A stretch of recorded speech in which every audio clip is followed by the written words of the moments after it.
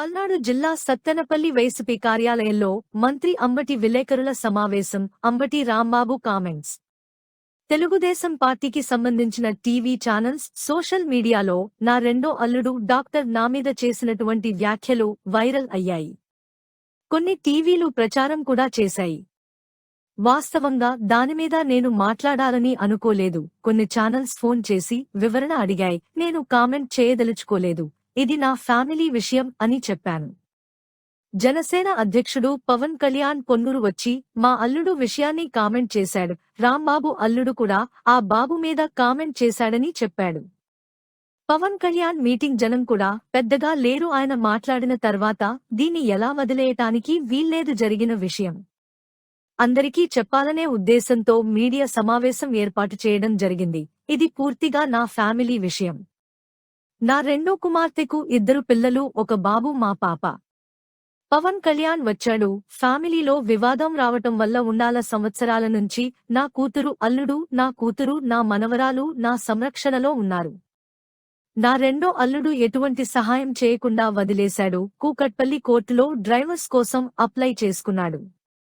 ఇది పూర్తిగా నా ఫ్యామిలీ విషయం. 13 తారీఖు ఎన్నికలు ఉన్న సందర్భంలో 5వ తారీఖున ఒక వీడియో రిలీజ్ చేశాడు. నేను దుర్మార్గుడిని, దుష్టుడినని. వాళ్ళిద్దరూ డాక్టర్లు. నా అల్లుడు పవన్ కళ్యాణ్ కలుస్తాను, చంద్రబాబుకు కలుస్తానని బెదిరించాడు. మా అల్లుడు, నా రెండవ అల్లుడు గుండబోలు గౌతమ్, డాక్టర్ గుండబోలు గౌతమ్ నా మీద చేసినటువంటి వ్యాఖ్యలు వైరల్ అయ్యాయి. కొన్ని టీవీలు ప్రసారం కూడా చేశాయి. వాస్తవంగా అవి చూసిన తర్వాత నేను మాట్లాడాలని అనుకోలేదు. నన్ను చాలా టీవీ ఛానల్స్ ఫోన్ చేసి మీ మీద ఇలా సోషల్ మీడియాలోనూ కొన్ని టీవీల్లోనూ మీ అల్లుడిగా చెప్పబడుతున్న ఒక వ్యక్తి మీ మీద కొన్ని వ్యాఖ్యలు చేశారు, మీరేమన్నా కామెంట్ చేస్తారా, ఆయన మీ అల్లుడేనా అని అడిగారు. మా అల్లుడేను అని చెప్పాను. నేనేమి కామెంట్ చేయదలుచుకోలేదు, ఇది నా ఫ్యామిలీ ఇష్యూ అని నేను సున్నితంగా తప్పుకునే ప్రయత్నం చేశాను. అయితే ఈరోజు మధ్యాహ్నం అనుకుంటాను, జనసేన అధ్యక్షులు పవన్ కళ్యాణ్ గారు పొన్నూరు, నా తమ్ముడు అంబటి మురళి కృష్ణ పోటీ చేస్తున్నటువంటి నియోజకవర్గంలో ఎన్నికల ప్రచారానికి తెలుగుదేశం తరపున వచ్చి మా అల్లుడి విషయాన్ని కూడా కామెంట్ చేశాడు. రాంబాబు గారు అల్లుడు కూడా రాంబాబు గారు దుర్మార్గుడు, ఓటేయొద్దని అంటున్నాడు అనేటువంటి మాట, ఇంకా ఏయో పిచ్చి పిచ్చిగా కొన్ని మాటలు మాట్లాడారు. అవి నేను చూశాను. జనం కూడా పెద్దగా లేరు. అది మాట్లాడిన తర్వాత దీన్ని ఇలా వదిలేయడానికి వీల్లేదు. నేను కూడా మీడియా ముందుకు వచ్చి జరిగిన విషయాలను చెప్పాలి అనేటువంటి ఉద్దేశంతో మీ అందరికీ ఈ మీడియా సమావేశంలో అందుబాటులోకి రావడం జరిగిందని మనవి చేస్తున్నాను. Purely it is a family issue. It is a dispute also. నాకు 3 కుమార్తెలు ఉన్నారు. నా రెండవ కుమార్తె అంబటి మనోజ్ఞ డాక్టర్, MBBS పూర్తి చేసుకుంది. గుండబోలు గౌతమ్కి ఇచ్చి వివాహం చేశాం. వారికి 2 పిల్లలు, ఒక బాబు, ఒక పాప.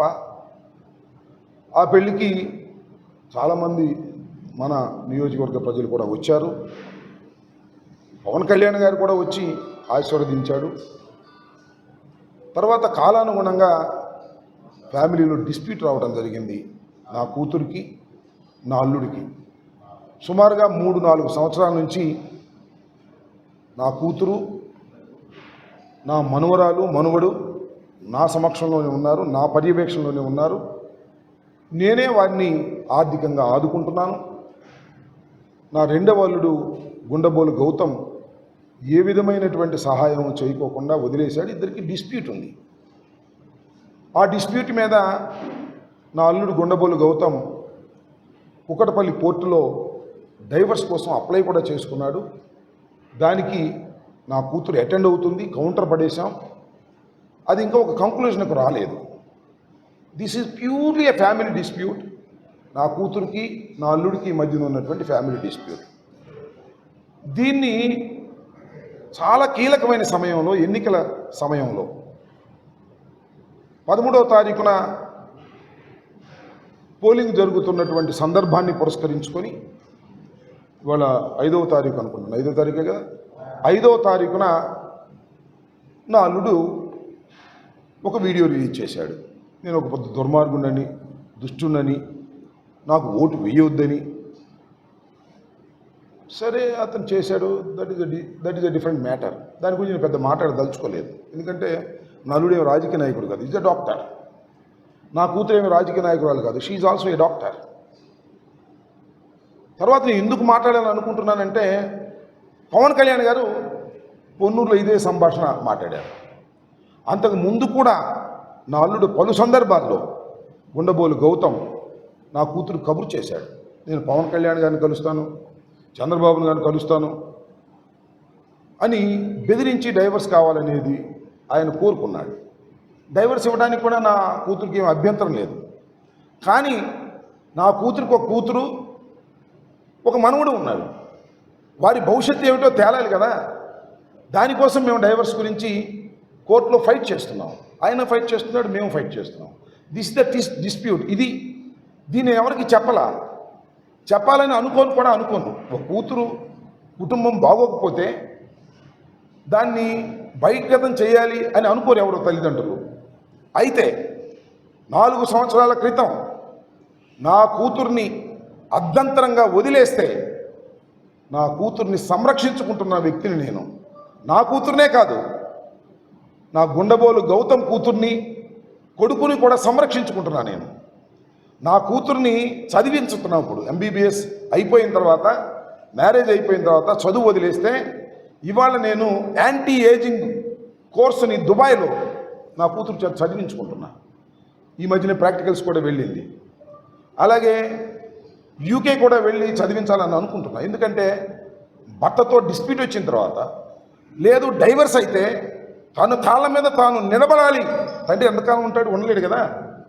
తన కాళ్ళ మీద తాను నిలబడాలి అనేటువంటి ఉద్దేశంతో నా మనోజ్ఞని కూతుర్ని చదివిస్తున్నాను. తను స్టాండ్ మీద 70,000కి ఉద్యోగం చేస్తుంది వాళ్ళ. నా కూతురు అని చెప్పదు అక్కడ వెళ్ళి. ఆఫ్టర్ ఆల్ 70,000కి ట్రైనింగ్, యాంటీ ఏజింగ్ మీద, హెయిర్ ప్లాంటేషన్ మీద ట్రైనింగ్